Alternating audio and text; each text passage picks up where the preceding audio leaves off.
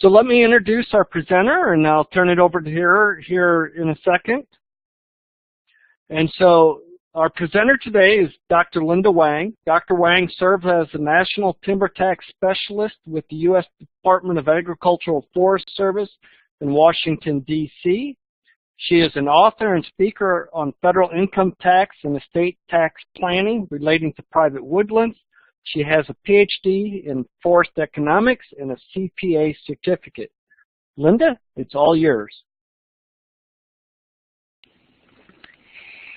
Thank you so much, Bob. Hi, everyone. Welcome to the Timber Tax webinar, and thank you for tuning in. I'm Dr. Linda Wang, National Timber Tax Specialist with the USDA Forest Service. USDA Forest Service is the federal agency for forestry responsible for sustaining and protecting the nation's public and private forests. If you sold timber and wonder whether your timber sale is taxable or what tax forms are required, or if you wonder what kinds of deductions you may take relating to your timberland, this webinar is for you. Federal tax laws provide important tax rules that help family forest landowners to maintain their woodlands. Congress passed sweeping tax law changes in December right before Christmas. It is said to be the most significant tax law reform since 1986 in 31 years. The massive tax law changes triggered lots of questions and confusions. What is in the new law that affects timber? What can you do to plan ahead? Today, we will also cover that. There will be good news and some surprises for woodland owners, logging business, and timber businesses. Needless to say, today, tax law and rules affect timber owners' financial decisions and timber management on the ground. And as powerful policy, tax laws and rules impact timber investment, rural economy, and jobs. So let me thank our partners for today's webinar, North Carolina State Extension Forestry, Southern Regional Extension Forestry. The webinar is going to be an hour long with another 15 minutes also for questions. Please focus on the presentation. If your questions are still not addressed in the end, start to type in your questions to the chat window then, or you can always send me an email. We will give you my email in the end. So today's webinar is not legal or accounting advice. It's only educational. We are going to start with the tax filing of timber transactions first to help you file your 2017 tax return. One of the most frequently asked questions by the timber owners, loggers, timber businesses to me is how to report the timber sales. I will discuss the tax treatment of timber sale, the deductions, and the timber basis. I'll explain the terms a bit later. Next, you will find out who are required to file Form T. That is a tax form for forestry activity schedule, and who falls under the exception for filing. Then you will find out what Form 1099-S is and who are required to issue 1099. The 1099 issue becomes important because of the potential penalty involved. And next, we will look at the kinds of deductions and expenses you can take for managing your timber, provided if you qualify to help you save your taxes. If your timber is destroyed by fire or storms or was stolen, you may claim what's called a casualty or theft loss on your tax return. And in September last year, Congress passed new law granting relief to taxpayers affected by the three major hurricanes, Hurricane Harvey, Irma, and Maria. Tax law provides special deductions for tree planting. And then in the second part, I will talk about the new tax law changes. Last, in the bonus section, record-keeping rules will be covered. So let's talk about the timber ownership first, because the tax laws and rules for different types of ownership varies considerably. For tax purpose, there are three types of ownerships for family forest landowners generally: personal property, investment property, or business property. If your main purpose of owning your woodland is for personal enjoyment and not for generating profit from growing timber, your timber property is classified for tax purpose as personal property. Examples of personal enjoyment could be hunting, fishing, family retreat. The main disadvantage of personal property is that, in general, if you have loss from personal property, the loss is not deductible. So, in other words, your tax deductions may be very limited.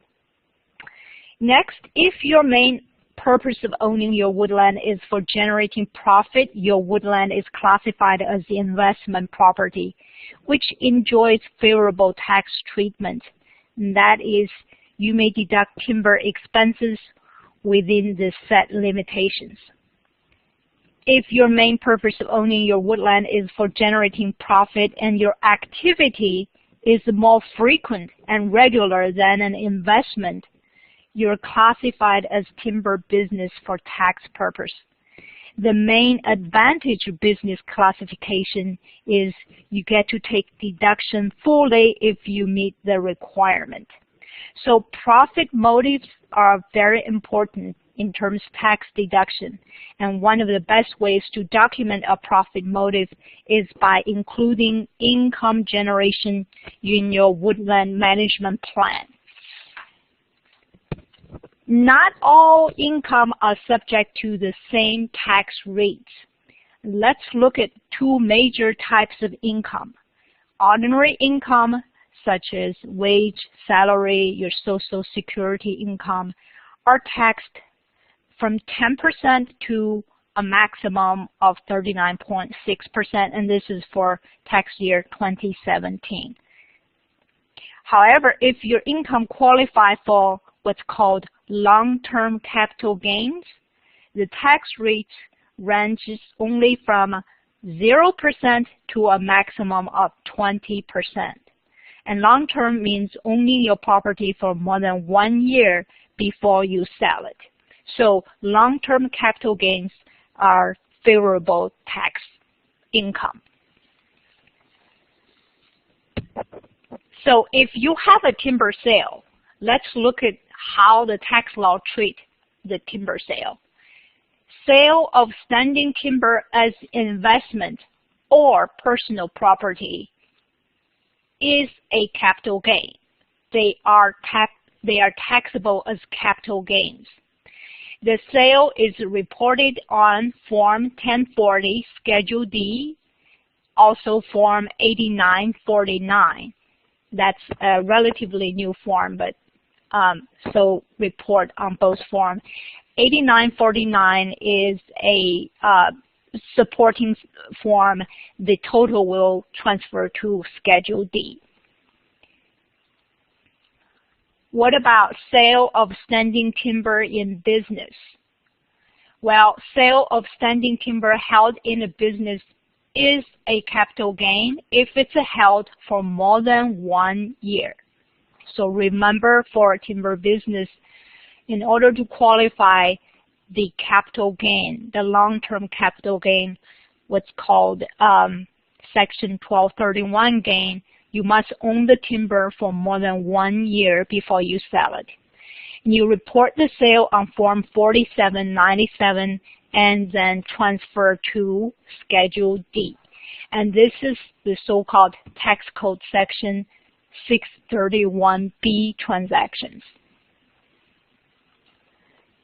Now, there's another type of timber sale. The rules are very different. Typically, most private landowners, especially family landowners owning smaller acreage, is probably not going to be affected by this provision. For timber companies, this is a very important provision. It's a little bit more complex than the two that we just discussed. So, sale of felled timber is subject to the different rules as follows. In this kind of transactions, all gains are ordinary income unless a Section 631A election is made. There are two parts of income. The first part of the income from standing timber appreciation are still capital gains. The second part of the income from the felled timber are ordinary income. Remember, in order to qualify for capital gains for this kind of transaction, the timber must be held for more than 1 year. This is also called election to treat cutting as sale if you look up the tax literature. In summary, capital gains does not apply to felled timber after cutting. The way to report this kind of sale is you first make a Section 631A election by checking the yes box on Form T, and then you report the sales on Form 4797. That's the part for the capital gains portion, and then you report the ordinary income portion on Form 1040 Schedule C. As I said, most of family woodland owners are probably not going to be affected by this kind of transactions. But if you are a logging business, you have your own equipment to harvest timber, and you are growing timber in your business, you may be likely affected by this transaction. So here's the first quiz. I bought a tract of woodland with a loan and sold timber for $20,000. Since I used the income directly to pay down my loan, the income from the timber sale is not taxable. Is this true or false? And you can make your selections. All right, I see almost everybody are saying false, which is the right answer. Whether you use the income to pay off the loan is not a factor in determining whether the sale is taxable. If you sold the timber at a gain after you deducted the expenses and costs, which we're going to cover a little bit later, the profit is taxable. In an uncommon situation, you might sell at a loss. It is a deduction. Either way, the transaction is reportable on the tax return.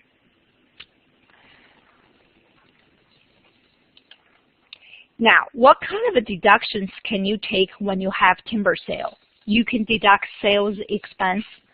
For example, if you work with a consulting forester, you paid fees to the consulting forester, and that's a deductible expense. But there's another deduction. It's called depletion deduction. The depletion is calculated using the timber basis. So let's look at what is timber basis. For purchased property, your timber basis is the cost you paid for the property. That is not hard to understand. Your purchase cost essentially is the basis. And I'll show you an example on how exactly to figure out the basis in the next slide. What about inherited property? what is the basis of timber in your hand if you inherited the property? This question is asked a lot. In this case, it's generally a good news, is your timber basis is the fair market value of the timber on the date of the decedent's death. So this means if father bought the property years ago at, say, $100 per acre, when father died and passed the property to the son, the property has appreciated to, say, $1,000 per acre. The timber basis for the son is $1,000 per acre. So the son avoided paying taxes on the asset appreciation over the years in the father's hand. So that's a very good tax saving here. So here's an example for setting up your basis. You bought 40 acres of timberland for $48,000. You also paid a $1,900 fee for your consulting forester. And the question is, what's your timber basis? How do we figure that out? Well, it turns out we will need another set of numbers. And that is the fair market value of the land and the timber. So in this example, assume the fair market value for land is $15,000. For sawtimber, it is $19,000, and for pulpwood, it is $10,000. Oh, by the way, where do you get this kind of number? How do you get this kind of a number? Well, work with a consulting forester who conduct a timber cruise to estimate these values professionally. They do a documentation for you, have a good professional estimate. Or you can work with a real estate appraiser who also have dealt with timber appraisal. And then the total amount of fair market value is $44,000. Dividing $15,000 by the total $44,000 gives you 34%. So land accounts for 34% of the fair market value of your timber property. Sawtimber accounts for 43% and pulpwood 23%. Once you have these percentage numbers, now you're ready to calculate your timber and land basis. So for sawtimber, the basis is $49,900 cost times 43%. Where does the $49,900 come from? And that's the cost of the land purchase of $48,000 plus $1,900 fee to the consulting forester. So that's your total cost of purchase. And for pulpwood, $49,900 cost times 23% gives you $11,477, and that's the basis for pulpwood. For the land, the basis is $16,966.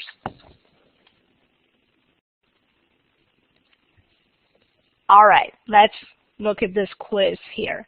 If I inherited the timber property 10 years ago, does this mean I have to go back 10 years to estimate the fair market value of my timber then to set up my timber basis?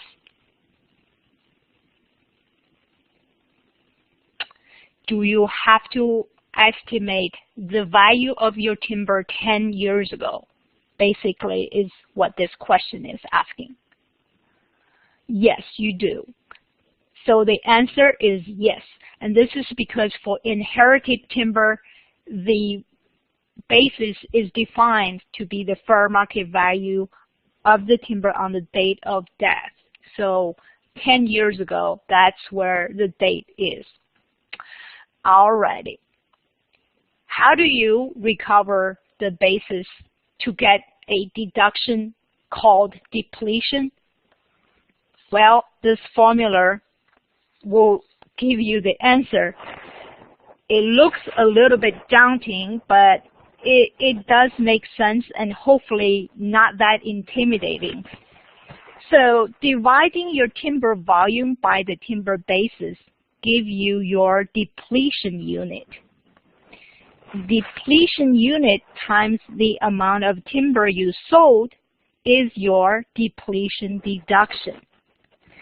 I will give you our 2-page tax tip publication in the end if you need to look up an example on how exactly to set up basis and to calculate the deduction.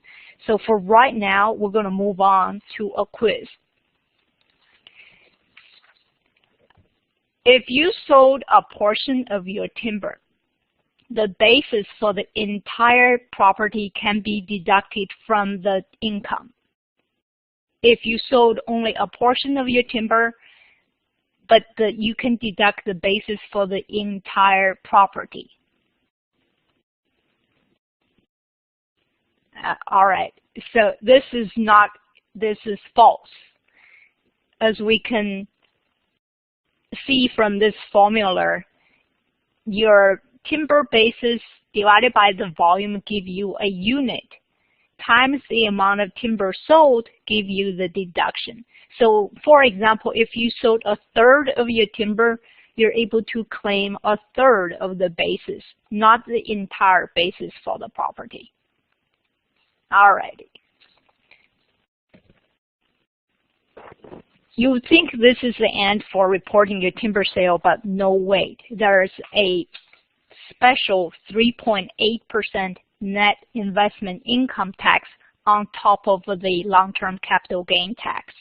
Now, this tax applies only to certain taxpayers who are defined by the tax law as relatively high income tax people with investment business income and passive business income. So this was a new law that was started in 2013. It is calculated on the lesser of net investment income for the year. I'll show you an example. Or the excess of adjusted gross income over a threshold. For a single taxpayer, that's $200,000. For merit filing joint, it's $250,000. So we're going to use $250,000 as an example here to see how this one works. So this is a hypothetical case. Husband and wife had $270,000 adjusted gross income, $270,000, including $50,000 investment timber capital gains. So their regular other income is $22,000, and they have $50,000 investment timber sales. Now, the excess of their AGI, adjusted gross income, $270,000 over the threshold, this $250,000 is set by the law, is $20,000. The lesser of $20,000 and $50,000 investment timber is $20,000. So their net investment income tax is $760, 3.8% times $20,000. That's the additional amount of tax this taxpayer, both husband and wife, need to pay for. So here's a quiz here. If your adjusted gross income is less than $200,000, your capital gains are not subject to the 3.8% net investment income tax. Is this true or false?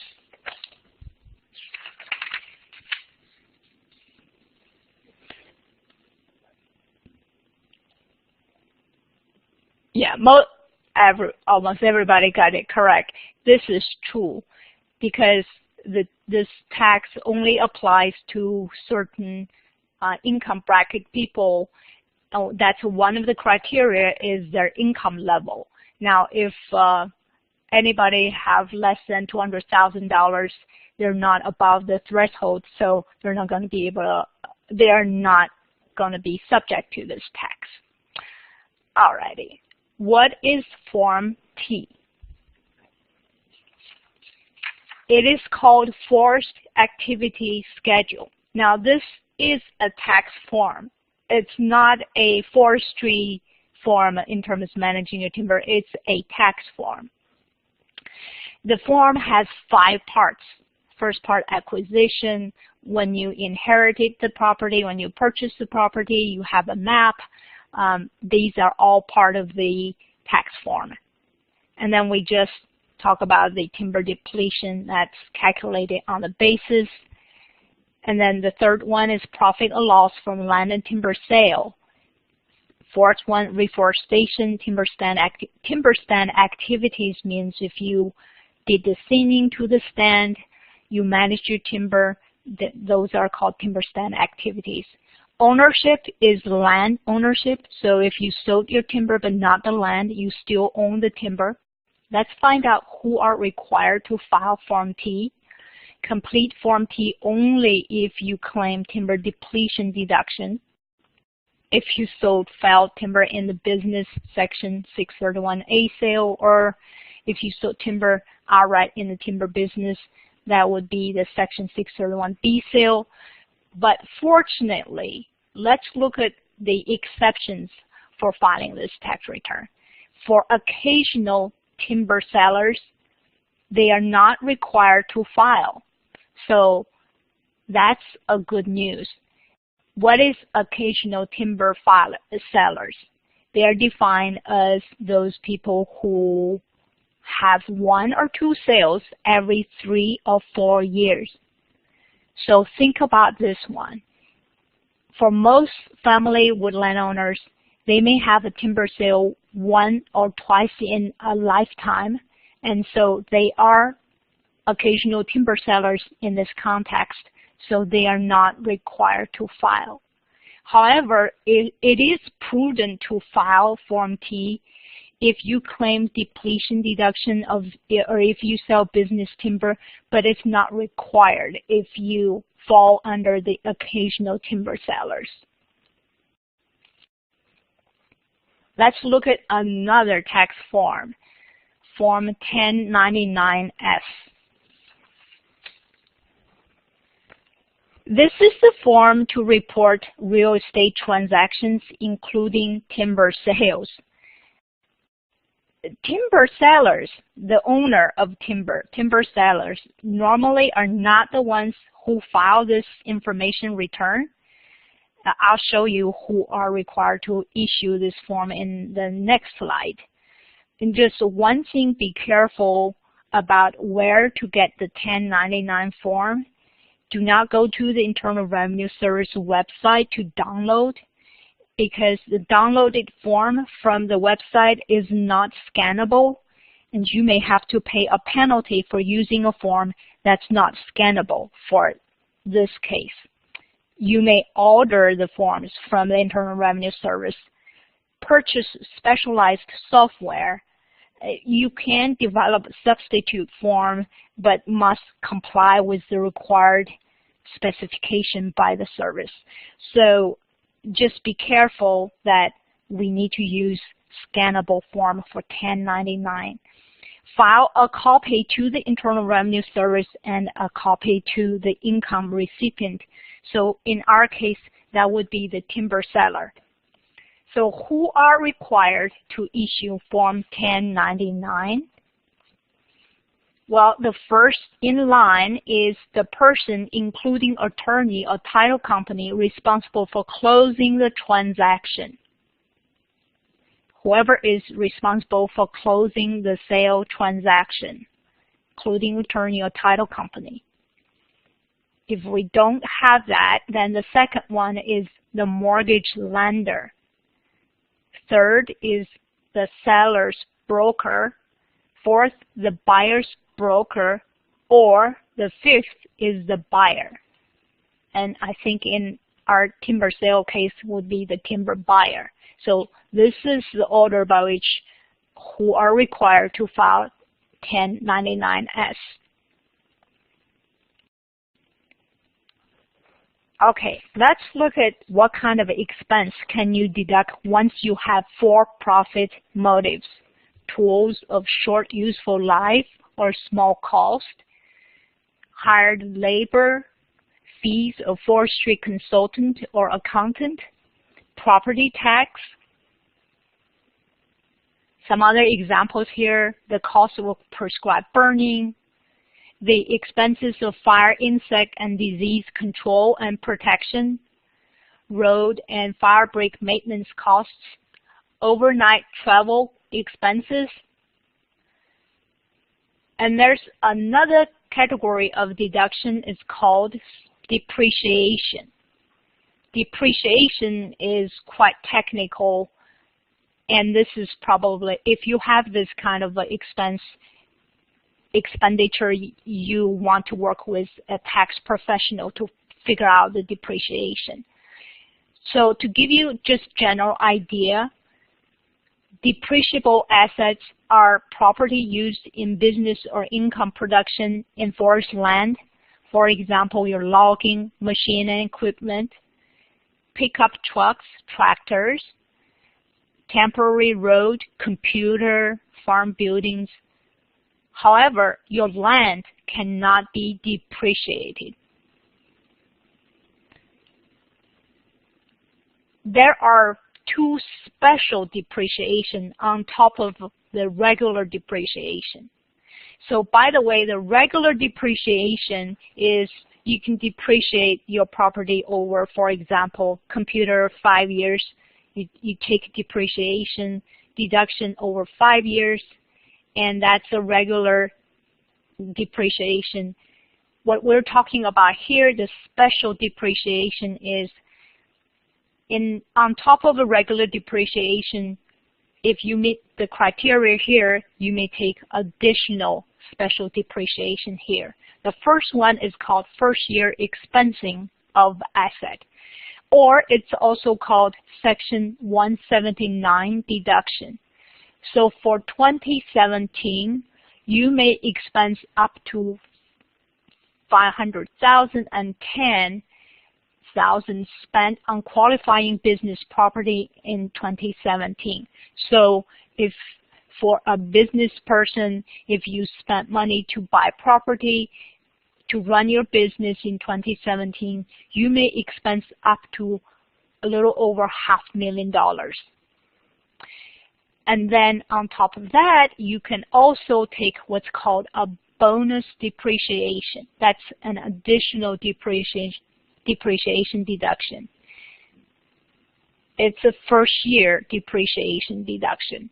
How much you can deduct? The amount is 50% of the cost or adjusted basis of eligible property for 2017. So 50% of the cost is the bonus depreciation deduction. How do we report expenses? What kind of a tax form to report the expenses? It'll be different for business or investment property. For investment timber property, you report the expense on Form 1040 Schedule A. That's itemized deduction schedule, Schedule A. Even though the expenses are deductible, but they are subject to 2% of your AGI floor. AGI is your adjusted gross income. The expenses are reduced by 2% of your AGI. However, if you're a timber business owner, your timber business expense is deductible on Form 1040 Schedule C, provided you materially participating in the business. Materially participating is a whole nother subject. Basically, if you meet the number of hours test, for example, 500 hours in a year to manage your property as a business, you qualify what's called materially participating in the business. if you're not materially participate in the business, you're considered a passive business, then your deductions are limited only to passive income. So in the years you don't sell timber, you don't have income, and the expenses are suspended, which means you can carry it forward until you have timber income. Alrighty, what about casualty and theft loss? And this is for investment or business property, and we're going to talk about personal property in the next slide. If your trees or forests are destroyed by the fire of storm, hurricanes, you may claim a loss deduction on your tax return. However, the amount of a deduction is the lesser of the fair market value loss of your timber or the adjusted basis of your timber. Once again, the basis is very useful here, and the deduction is limited to the amount of basis in your timber. If returns from a salvage harvest, if you're fortunate enough to have a salvage sale, if the return from court award or insurance claims exceed your timber basis, you will have a gain. You may end up paying tax on the gain. But if you reinvest the gain into forestry, you don't have to pay tax on the gain until later you sold the property later. Alrighty, what about for casualty and theft loss for landscape trees in private residence? So this is personal property. Do you get a tax deduction if you have this kind of a loss? Well, for landscape trees in the private residence, deductible casualty loss is subject to 3 limits. First, it is subject to a limit of the lesser of the fair market value loss or adjusted basis. Then it is subject to an $100 limit per casualty and a 10% AGI floor. So you can see the restrictions is very high. For taxpayers impacted by Hurricane Harvey, Irma, and Maria, Congress passed special tax law on September 2017 to provide tax relief. The 10% AGI reduction and the itemized deduction requirement for personal casualty loss are eliminated, so that's a special rule only for those taxpayers affected by the 3 hurricanes. What about reforestation? Here's a rule for reforestation deduction. The first $10,000 for merit filing joint can be deducted outright per qualified property per year. Any excess amount over $10,000, you may deduct or what's called amortize those amounts over 84 months, affecting 8 years of your tax return. We're not going to have time to show you an example, but again, I'll show you our tax qualification so that if you want to look up an example, it'll be there. How do you report reforestation? For investment, you take the deduction on Form 1040 as an adjustment to income on front page of 1040. For business, you take the deduction on Schedule C or F for a farmer. If you have to amortize, which means you have reforestation more than $10,000, you're going to need to make an election on Form 4562 Part 4. Attach a statement to your return showing the unique stand identification number, total acreage reforested, nature of the reforestation, qualified expenditures, showing all the details on the reforestation. That means that if you have reforestation, you're using this provision, you won't be able to use the electronic file because you need to attach a statement to your paper return. Alrighty, you own a woodland tract. In 2017, you paid a total of $15,000 to reforest the property. You can deduct $15,000 in your 2017 tax return. True or false? It's false. Well, you can deduct the first $10,000 plus amortized portion of the $5,000, so it'll be less than $15,000. You won't be able to deduct the entire $15,000 in 2017's tax return. Alrighty. Okay, we're almost there. What about the new tax law change? Although tax simplification was a stated goal of the law's drafters, the tax law is now more complicated for many, particularly those who receive pass-through business income from an entity such as the partnership or limited liability company, and may be eligible for what's called a 20% deduction on the income.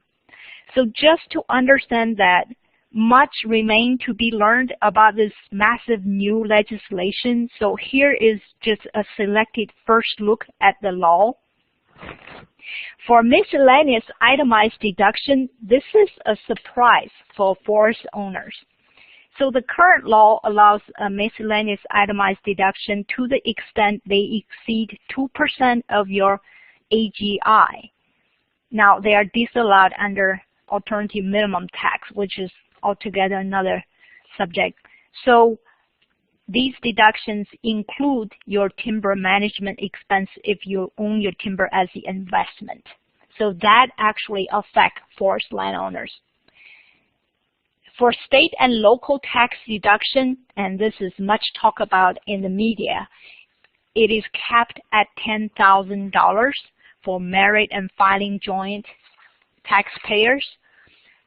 Now, this change is likely to increase taxes for very high income taxpayers in high tax states, for example, New York, California, assuming they paid enough regular tax and were outside of alternative minimum tax. But so the $10,000, hopefully it does not, hopefully it won't affect many of the forest landowners when they put together their state income tax, or when they don't have state income tax, they can use the sales tax plus the property tax.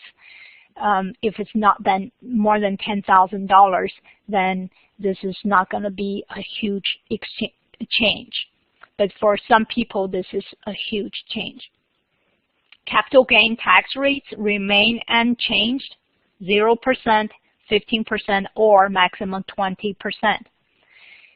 Individual tax rates, we remember in the first couple of slides, the maximum tax rate for individual is 39.6% for 2017. So starting in 2018, which is this year, for the next 8 years only, the individual tax rate is reduced from anywhere ranging from 10% to maximum 37%. Corporate tax rate is a huge reduction here. The top rate dropped from 35% to 21%. This is a huge planning opportunity here. Section 179 expensing now means starting in 2018, the deduction is increased to up to $1 million, and that's increased from almost a little over $500,000. And bonus depreciation is increased to be 100% from 50%. A huge increase here. For federal estate tax, we have very good news here. The exemption, the amount, so let's go back to explain how much a taxpayer can protect one in 2017. in 2017, if a person died, about the first $5 million is protected from the federal estate tax with indexing. Now, with the new tax law change, the exemption amount doubled to about $10 million per individual. I didn't include the index, a little over $10 million. And so for a couple, that means $22 million per couple. And the other very important provision for a lot of property owners, including timber, is the heirs receive step-up basis. And that's going to be affecting a lot of people, which is also a very good news for a lot of people. Another change is called casualty and theft loss for personal property. The provision was eliminated unless they are attributable to a federally declared disaster. So this will affect the landscape tree loss deduction that we talk about, you know, in your backyard tree if it affected by a storm. That's a personal property loss. That provision is no longer here for the next 8 years. The personal property, the casualty loss and theft loss have strict limitations anyway. It has to be over 10% of your adjusted gross income. So it does affect landscape tree loss deduction, but hopefully it's not that widespread. Alrighty, whether timber sale qualifies for capital gains. Starting in 2018, due to the new tax law changes, timber sale no longer qualify for capital gains. That provision was eliminated.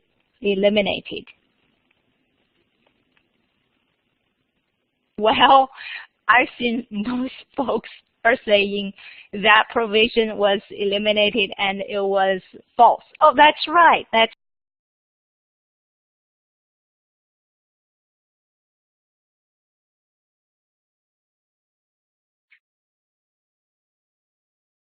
Folks, be patient. I just noticed Linda has, for some reason, dropped out of the session. This is Robert Barden.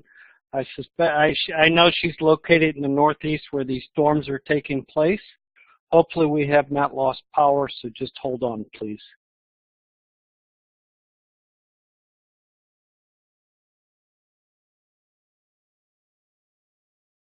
apologize. Alrighty, I apologize. Washington, D.C. area, our D.C. office is closed, our school is closed. Okay. Do you wish to return this data? No? Okay. Alrighty. Yeah, the school is closed and the office is closed, and so we have huge wind here, but we will continue our tax presentation here. So this timber sale still qualifies for capital gain? Yes, that is correct. All right. One of the common threads in cases where taxpayers win in the court against Internal Revenue Services, they keep very good record. So it's very important to keep good tax record. What kind of a record? Property acquisition record, forest management plan that says that include income growing from growing timber. That's a very good record. Forest management activities, property tax record, travel expenses, business meal and entertainment. That's 50% deductions. Your receipt, your contract. You know, you keep all those records, and it's also good to have a journal to write down the date and the activities, and at tax time, those are very useful. Certainly when you see your property, when you do a insect disease control, you may not think about keeping record for tax time, but if you have a good record and keeping track of the dates, the amount that you spent, it definitely helps when the return is audited, or just in general do your tax return. Okay, so let's summarize what we have talked about today.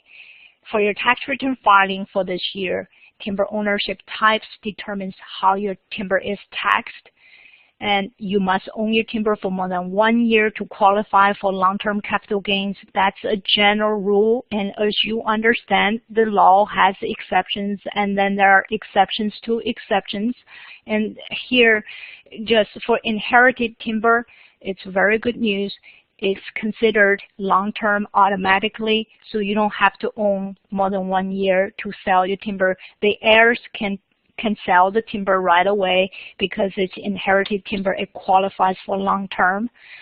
Occasional timber sellers are not required to file Form T. Form 10.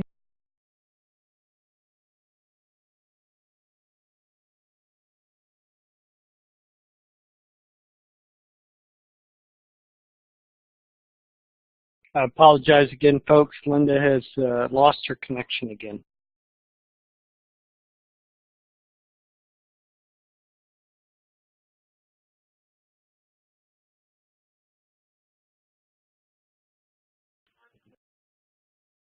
Form 1099 is required for both lump sum and pay-as-cut timber sales. So set up your basis for tax deductions, and expenses are deductible for investment and business.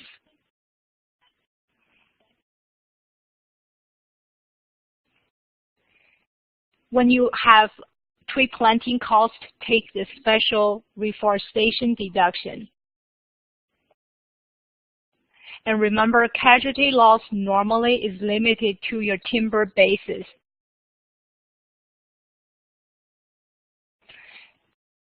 To summarize the new tax law, most tax law changes for individual sections are temporary, meaning that they are effective from this year to 2015. That's only effective for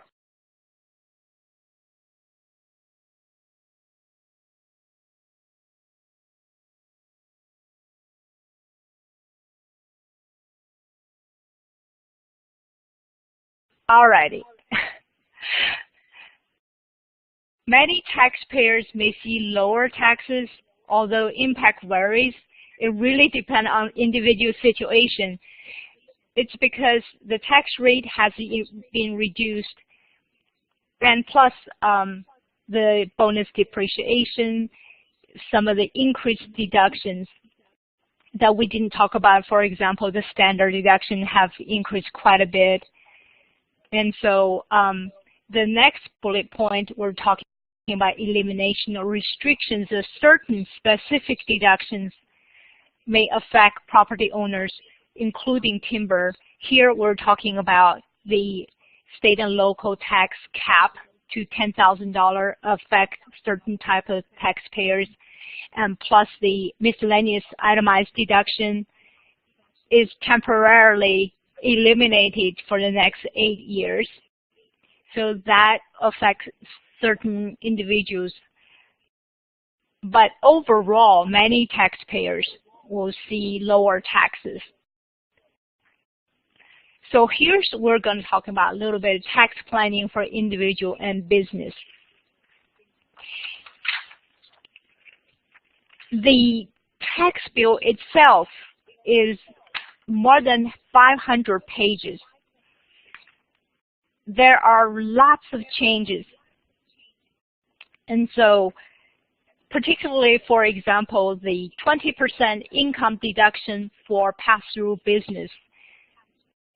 If you're a business that's LLC, as corporation, exactly how to take advantage of that 20% income deduction is definitely the way to go, but the rules is going to be very complex.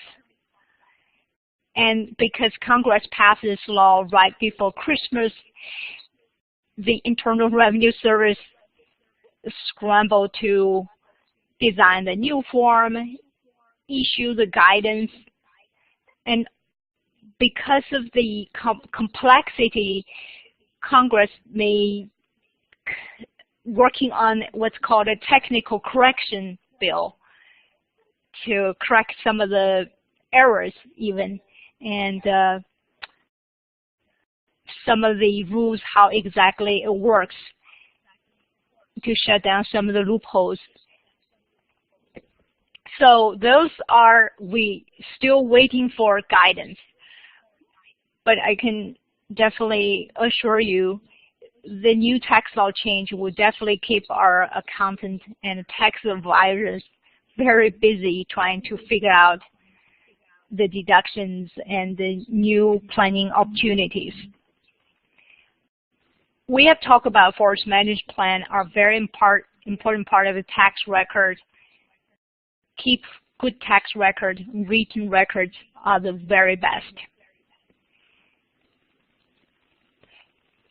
If you need more information, one of the publications from USDA Forest Service is called Tax Tips for Forest Landowners for 2017 tax year. If you type in tax tip for forest landowners in the search engine as a keyword, you'll find this 2-page publication. It has examples. And if you want a little bit more explanation but still a quick guide, this is a good publication.